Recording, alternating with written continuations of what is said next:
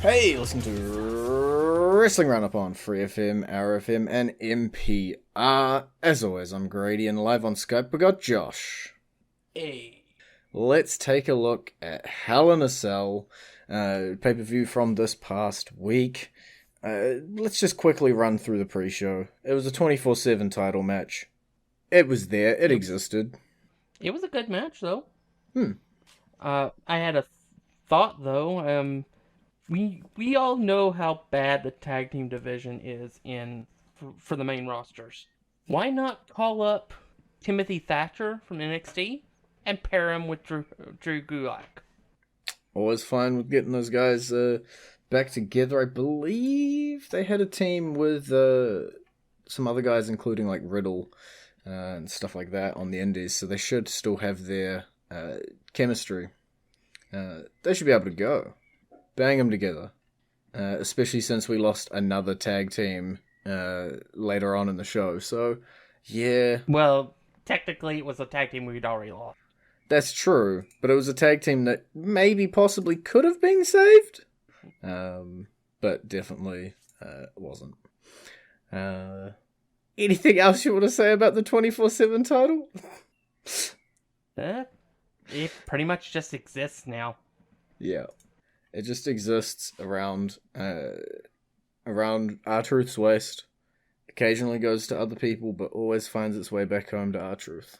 I'm going to skip over the first match. Let's get some of these other matches out of the way first. Elias, Jeff Hardy, they're still going. They ain't finished. No, because that was a DQ finish. So they're definitely going to be doing something going forward. Who knows what that is? For all we know, it could end in a tag team. For all we know. Yeah, well, on the pay-per-view, obviously, as you said, there was a DQ finish to the match, and then over on Raw, they had some qualifying matches for the Survivor Series teams, and I believe Jeff Hardy lost his and then got beat down by Elias afterwards, with Elias saying, "Now I'm done with you."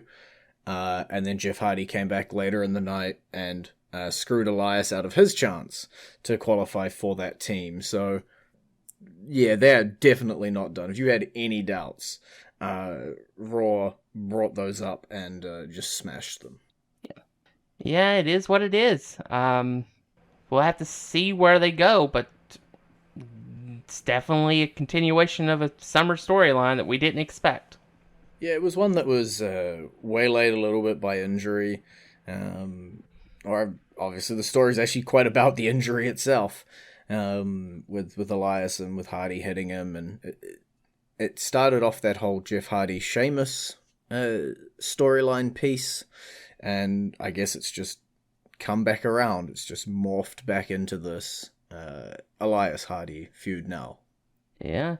I guess eventually we might see something like some security footage or something that'll get released that will show Sheamus was the one that actually did it, and Elias will either turn on Sheamus, thus becoming the face we know we really want, or form a tag team with Sheamus. Who knows? Because that's apparently what we do with Sheamus, in my mind. To be fair, forming a tag team with anyone right now wouldn't go amiss. You'd have like a 50-50 chance of being the number one contender for the tag titles, okay? It's not hard. No. But if we are talking about tag teams, the Money in the Bank contract was on the line. Otis, one half of previously Heavy Machinery, defending his briefcase against The Miz. All because on SmackDown, Judge JBL accepted a bribe when he was going to render a verdict for Otis, and then made him defend his briefcase. So, what can we really say here? The Miz is Mr. Money in the Bank again. Yeah, it was a weird one. Like, if we think all the way back to the Money in the Bank pay-per-view, and heading into it, we thought, oh my god, maybe they're going to do something with Otis. he's been a bit of a focus. The him and Mandy storyline's been good. It was a surprise. Be like, yeah, this could be something. And then we discuss, maybe he'll lose the briefcase. Because it looked like there wasn't a whole lot happening with him. And now all I hope for is that The Miz does something with this briefcase. Yeah. Yeah, it's definitely something we're going to have to watch. But I do think that it is very interesting that he has the briefcase now. Because 10 years ago, when he had the briefcase the first time, he cashed it in on November 22nd, 2010. In the Amway Center on Randy Orton. It's crazy. I don't understand why you'd be bringing up this fact.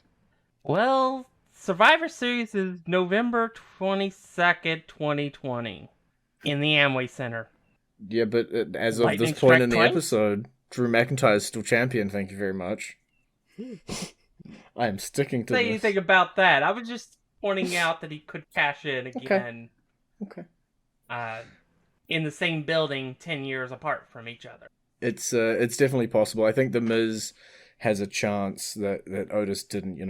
If we were looking at it from a purely logistical point, Otis wasn't beating Drew, and Otis isn't beating Roman Reigns. At least now, I guess the briefcase is heading somewhere where it can potentially be used, even if The Miz loses, still be used in a way to further something. And we just all hold our hands in the air and wait to see what they do with Otis now that he's completely lost every single one of his friends. A Survivor Series match between Otis and Tucker. And we didn't even mention why there would be a match like that. That's true. Because the reason The Miz is the Mr. Money in the Bank is because immediately after John Morrison got ejected from the ringside, Tucker hit Otis with the briefcase, proceeding to turn heel. I kind of expected Tucker to cost Otis it, but I figured it would be a 100% accident.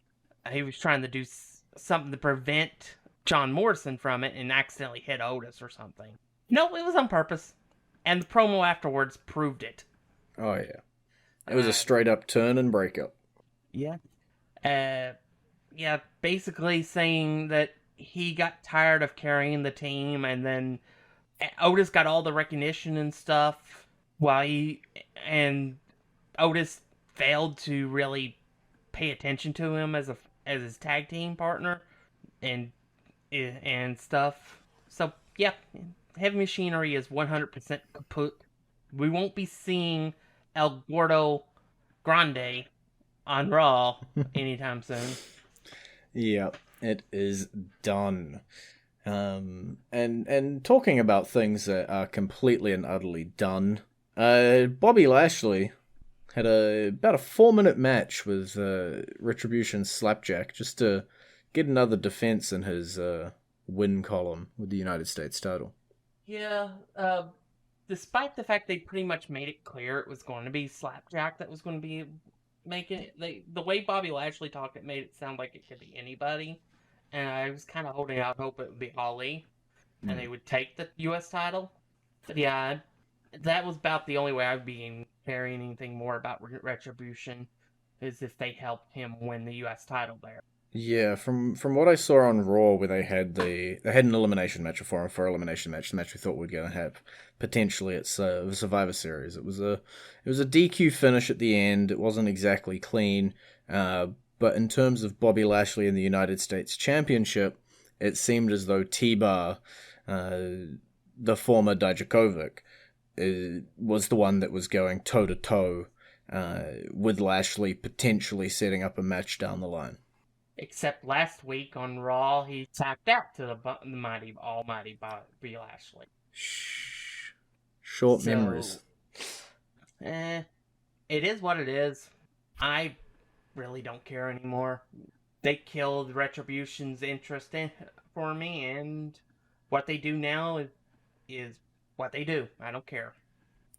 Can we at least agree that out of all of this, the Hurt Business have come out stronger? Yeah, they definitely have.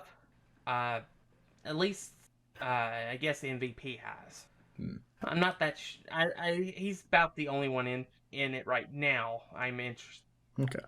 Lashley just exists. They haven't done anything with Cedric Alexander since he defected to the group, and you barely even notice Sheldon Benjamin. Oof. Some big oofs being thrown out by Josh this week. We've only got the 3 cell matches left with Hell in a Cell, and we've also got some NXT Halloween Havoc to talk about, but I'm going to put the break here a little bit earlier this week in the show, and we are going to play a song. And I'm going against my bestest of judgments. I'm going to overrule it and sudden do whatever choice. he wants. I'm going to make a sudden swerve. Okay, whatever Josh says here gets played. Sasha Banks. Okay, I'm fine with this. Josh just face-turned for me, we're good. Here's Sasha Banks' theme.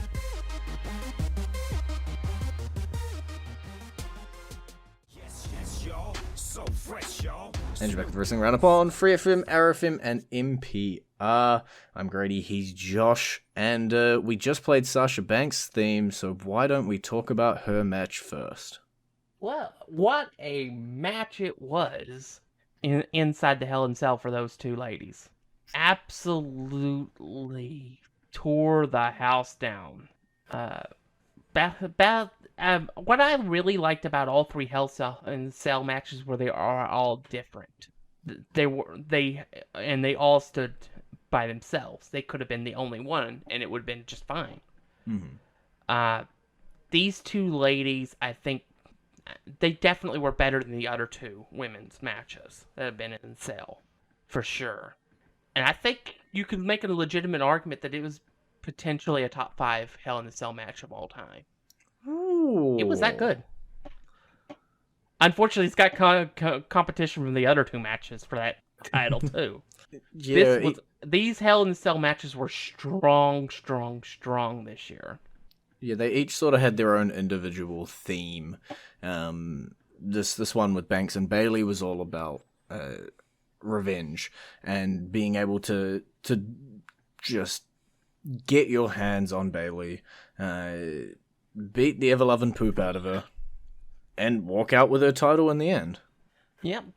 Sasha Banks finally won a title match on a pay-per-view. That's a singles title. Now the question will be, can she successfully defend it? We can only predict. But if the Banks and Bayley match, the theme was revenge, then the theme for Roman Reigns and Jey Uso is recognition. Roman Reigns had this whole thing, just recognize me, the tribal chief stuff, and there were extra stipulations around the match. If Jey Uso lost, then both of the Usos would have to firstly acknowledge Reigns as the tribal chief. They'd have to take orders and basically further the storyline entirely in ways that we'll find out in the coming weeks because, of course, Roman Reigns did win. Yeah, it was a great match. Great story that they told throughout the match. There were a few moments when you thought Jey had a shot. They didn't have to do anything crazy because the story didn't dictate it. The story was just 2 Samoan BAs going in the ring and trying to beat the living crap out of each other. And in the end, they made some emotional moments.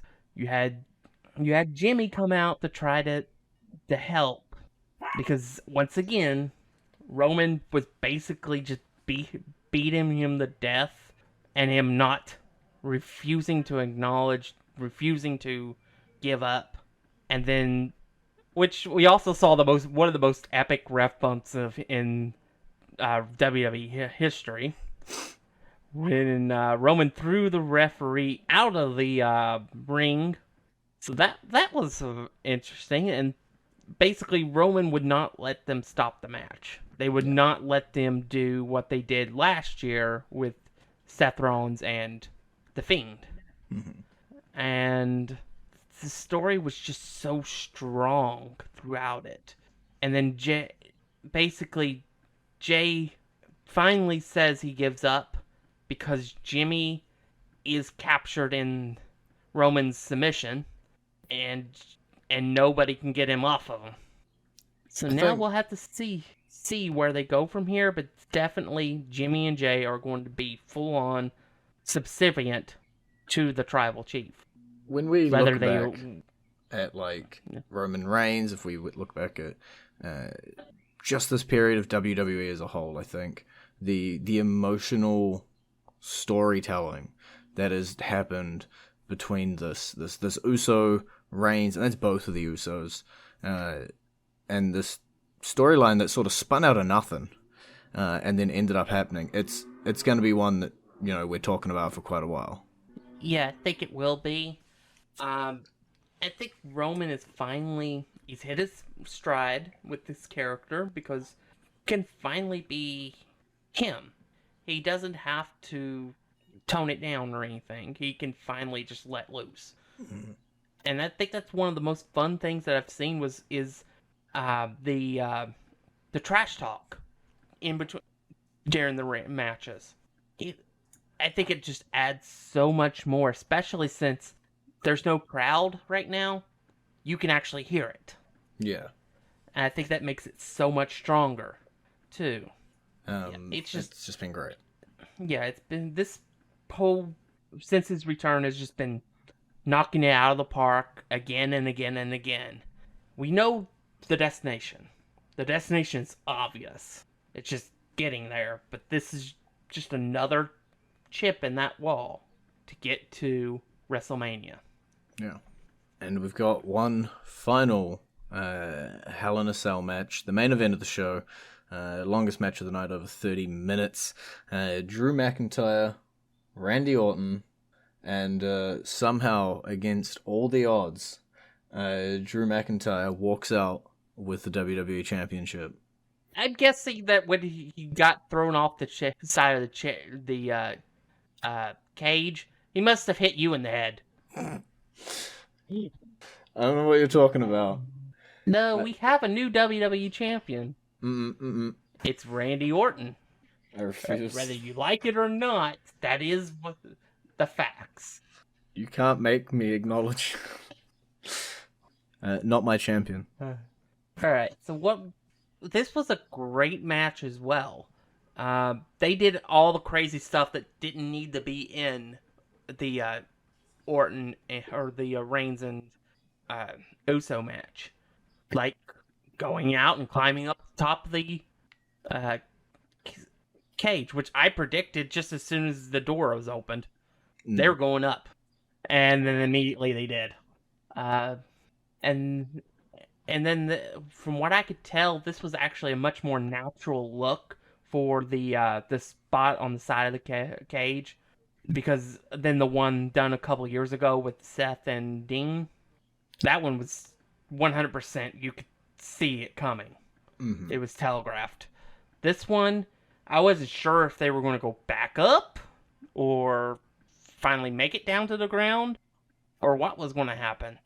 And then Randy knocks him off the side of the cage and goes crashing through the announce table. That poor announce table. If it's not Lana going through, it's Drew McIntyre. And I thought at that point they were setting up for a Miz cash-in because Drew started bleeding out of his mouth. So I was looking, well, there's a weakened champion. That would be perfect for a cash-in at the end of the night. And then they get back in the cage. They both hit their finishers, both kick out of them. And then the three most terrifying letters in professional wrestling to Grady Hooker hit the final RKO to play, and the 1, 2, 3, and Randy Orton is celebrating with the championship at the end of the show. No cash in, nothing. Just Orton has finally got his hands on what his entire goal all year has been. Redemption. That was the third theme. Nope. I'm just going to move on. I'm just going to move on to Halloween Havoc. I'm going to ignore everything you just said, like I ignored the last 30 minutes of that pay-per-view. Halloween Havoc kicked open. Yeah, let's talk about title matches that the other person isn't comfortable with the winners of. Let's talk about our brand new NXT North American Champion. Let's do it. Yeah. It is what it is. At least I'll acknowledge a title change. No, not changing my mind. Yeah, I didn't want it to happen, but it happened, and it is what it is. At least it wasn't a clean win. Yeah, the story of the night for the Garganos was obviously coming into it. You got the wheel. What match type are they both gonna get? Are they both gonna be able to walk out with the titles?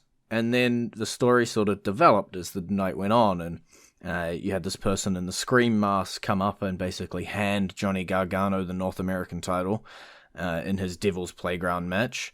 And then later on in the night, Io Shirai and Candice LeRae, their match, the Scream face person tries to interfere again until Shotzi Blackheart takes them out, and we never really see who they are, but I'm sure that's going to be a piece going forward with NXT to figure out, who was helping the Garganos.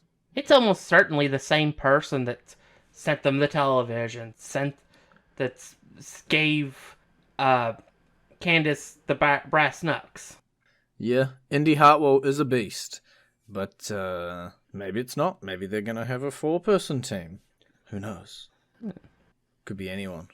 Could have been Damian Priest it's definitely himself. not Pete Dunne. You know that much.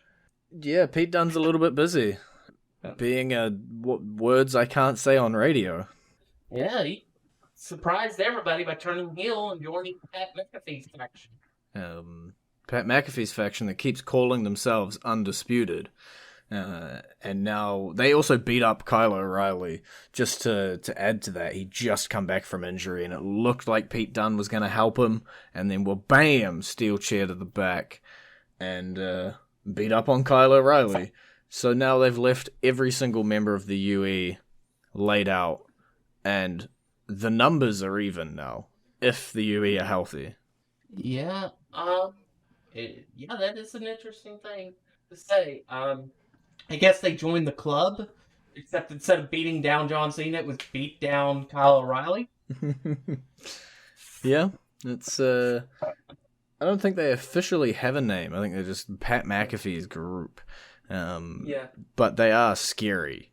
Yeah, I would say so. You have the team champions who are, bar none, the toughest team in WWE. And you have Pete Dunne, who is, bar none, one of the toughest wrestlers in the entire company, along with the fact that he was also one of the longest reigning champions in recent history. So, yeah, we'll have to see who else goes, if Pat actually does wrestle, or if they'll add somebody else. Because I assume that Pete is the replacement for Ridge Holland. Mm-hmm. It's a good replacement. Yeah, very good replacement. One of the few people that could go toe-to-toe with Walter and survive to tell the tale. Oh, yeah, by the time this is aired, we will know. I don't right now, but we will know by the time this is aired if Ilya Dragunov is the new NXT UK champion or not. Fingers crossed he is. But yeah, it's a very strong, very formidable team of 4. If Pat is wrestling, he showed us with Adam Cole that he can go. And that's already scary enough if they are adding a 5th or somebody to wrestle on Pat's behalf. Just makes it even scarier. It's a bunch of dudes with nothing to lose. Yep. And last thing to mention about Halloween Havoc before we quickly run out of time, Dexter Lumis, Cameron Grimes, story told throughout the night, bits and pieces here and there, Cameron Grimes begging to not have to go to the haunted house, bunch of awesome references, Michael Hayes shows up at one point, a whole bunch of horror movie homages, zombies surrounding the ring, and I believe eating Cameron Grimes after he lost. But overall, a pretty fun match, with quotes around match between Loomis and Grimes. Both of them should be pushed to the moon. Yeah, what can you say? These two definitely are on the up and up. I think Dexter Loomis a little more than Grimes, but they're two new stars that could be used to definitely elevate NXT, especially since we still don't really know anything about our NXT champion. Who knows? Not us, because we are completely out of time for this week. It's been great talking to you. Bye, B. You can visit our Facebook page, facebook.com/wrestling radio, or Twitter page, twitter.com/wrestling radio, and we'll catch you next week.